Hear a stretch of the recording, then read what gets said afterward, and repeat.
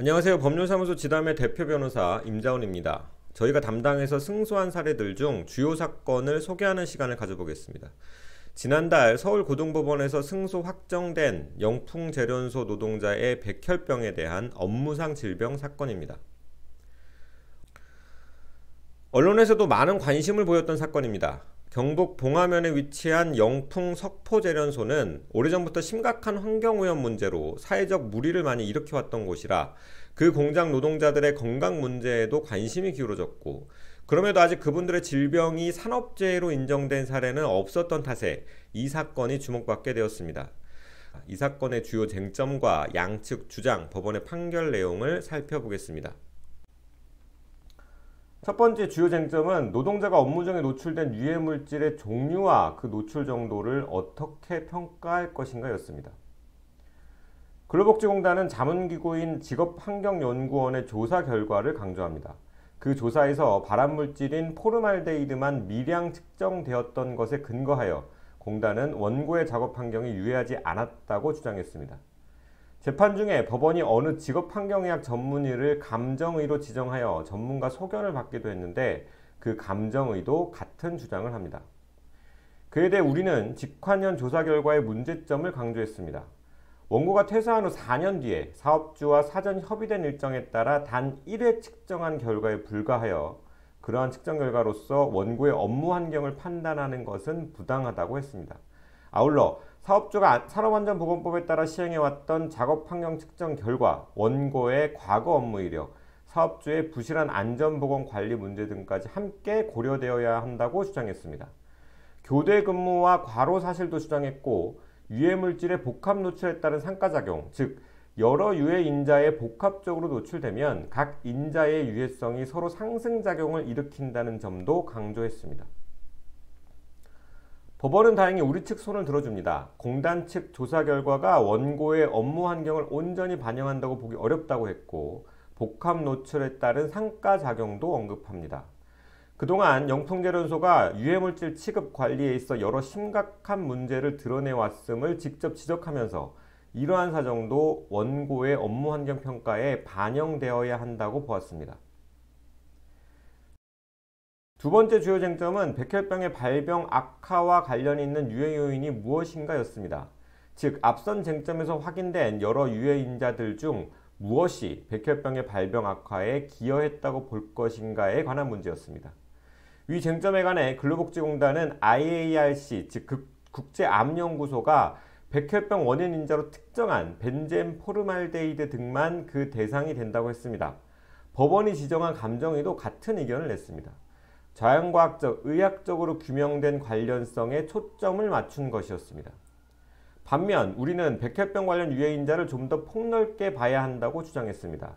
국제암연구소가 특정하지 않은 다른 발암물질도 관련이 있고, 교대 근무와 과로도 간접적으로 나와 영향을 미칠 수 있다고 했습니다. 특정 유해인자와 질병 사이의 관련성을 규명하는 역학연구의 방법상 한계, 국제암연구소가 발암물질과 그 등급을 지정하는 방식의 한계점을 자세히 설명하며 산재보험법상 상당 인과관계 판단이 그러한 과학적 관련성 규명에 매몰되어서는 안 된다고 주장했습니다. 사실 여기에는 숨은 쟁점이 있습니다. 산재보험법상 상당 인과관계 판단의 본질이 무엇인가에 관한 쟁점입니다. 이는 자연과학적 의학적 관점이 아닌 법률적 규범적 관점으로 판단되어야 함을 대법원 판례가 수차례 확인해 왔습니다. 그 규범적 판단이 왜 필요하고 규범적 판단에서 무엇을 고려해야 하는가는 과거에 제가 담당했던 반도체 희귀질환에 관한 2017년 대법 판례가 자세히 판단한 바 있습니다. 해당 판례의 구체적인 내용과 그 취지를 이 사건에서 강조하기도 했습니다. 이와 관련해서도 법원은 우리 측 주장을 받아줍니다. 판결문에서 직접 2017년 대법 판례를 강조하며 산재보험제도의 목적은 산업 현장에서 발생하는 안전보건상의 위험을 사회 전체가 분담하는 것임을 밝혔고, 산업 발전 과정에서 불확실한 위험에 노출되는 노동자들의 희생을 보상함으로써 안정적인 경제 성장에 기여하는 사회적 기능이 산재보험제도에 있음을 재확인합니다. 그래서 업무상 유해인자와 질병의 관련성도 과학적 규명 여부를 떠나 좀 더 폭넓게 인정될 필요가 있다고 보았습니다. 다른 발암물질과 백혈병이 무관하다고 단정할 수 없다 했고, 교대 근무와 과로도 백혈병에 영향을 미칠 수 있다고 했습니다.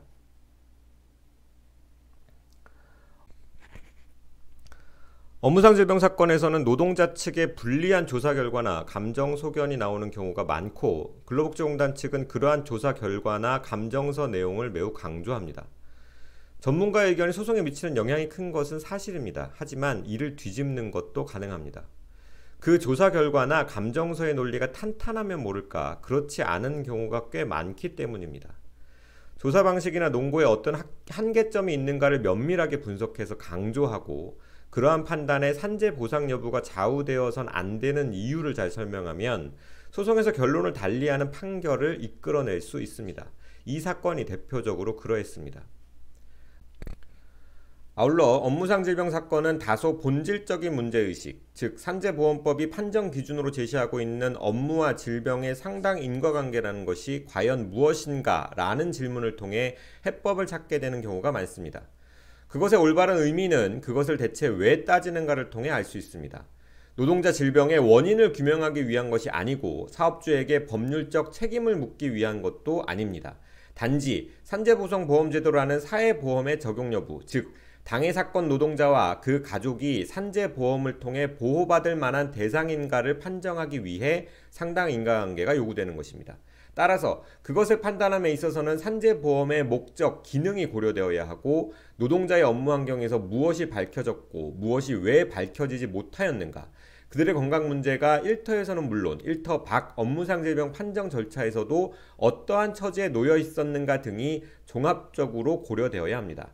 이 사건에서 법원이 원고의 업무 환경에 존재했던 유해인자의 종류와 노출 정도, 해당 유해인자와 백혈병의 관련성을 판단함에 있어 유연한 관점을 갖게 된 것도 결국 그러한 문제의식에 공감한 결과였다고 생각합니다.